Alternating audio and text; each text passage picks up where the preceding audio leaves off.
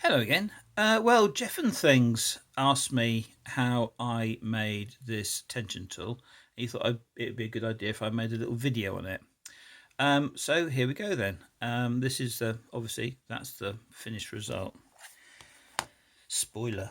Right. Well, first of all, it's tubular lock tension tool, and one of the things that you need to do is to. I mean, I think they're pretty standard sizes, I would imagine. So, but you've got this sort of little groove in here and you've got this bottom bit here, and you want the tool to fit into this thing and then catch on the bottom here. So you can use a pair of dividers, whatever they call them, to work out what the distance is. Right, so that's just sort of something that you have to keep in your mind. Well, first of all, you get a bit of hacksaw blade, an old bit of hacksaw blade.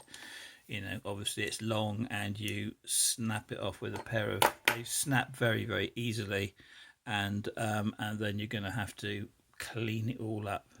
You can see that it's a bit skanky at this point, so you clean it all up, and that's what it looks like when it's cleaned up. You take off the saw bit and square up the ends approximately, and I use this bottom edge here to take all my measurements from. I don't use this one because obviously it's inaccurate, and then you go and get yourself a Sharpie and you blacken it up, and there you go. And so then once you've blackened it all up, you need to mark it out, and I just use basically what I use is a scriber. I use a ruler.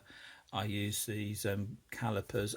Some people, what they do is they sort of, I don't do it. I don't do this, but they sort of go like this, and then they score lines across here, according to their stuff. But I don't do.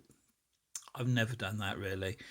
I just use a ruler, and I once I've cleaned it up and blacked it up, and all the rest of it. I mean, you can use engineer's blue for this, of course. You need to then, as I say, mark it out, and I do that, basically roughly, and I'm not going to mark it out on here because where are we? You wouldn't see it on there because I can't barely see it anyway. So anyway, where are we? Here we go. Well, this whole thing here is around about 3 inches long. It can be anything you like.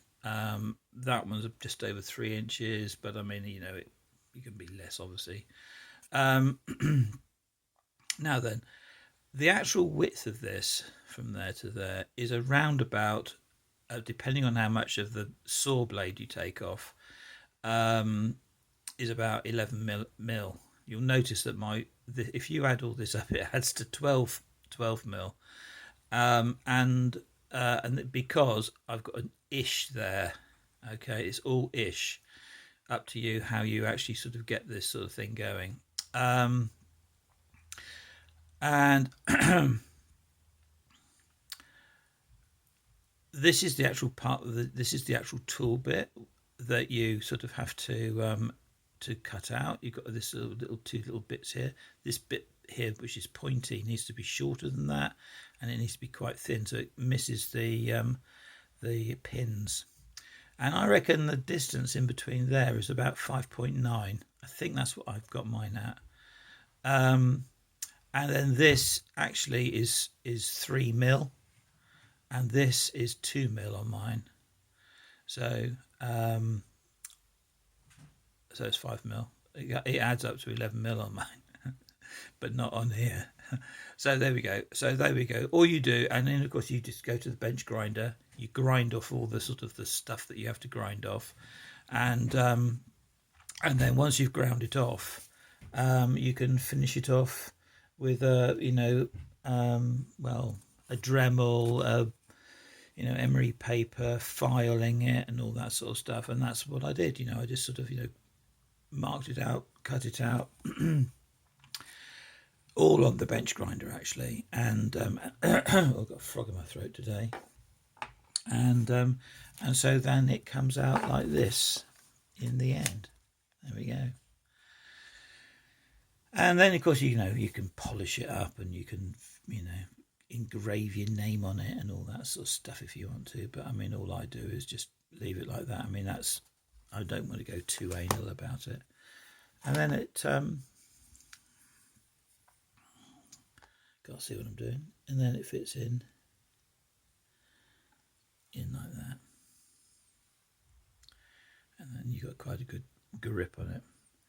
You see that it wants to be flat, so it goes in there, and you've got to miss this, so it sort of fits in like that quite nicely, and you get a bit of tension.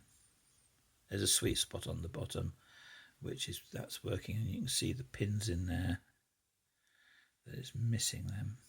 You don't want it really going over a pin, but I mean, if you've got lots of pins in there, you might get that. So you want a bit of room to be able to fiddle around with it underneath there. Right, so there we go, folks. That's it. The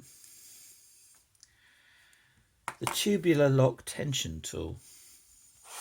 There it is. Enjoy it. I did make another one actually. This is something else. This one. How about that? That didn't work. Cheers. Thanks for listening, folks. See you around.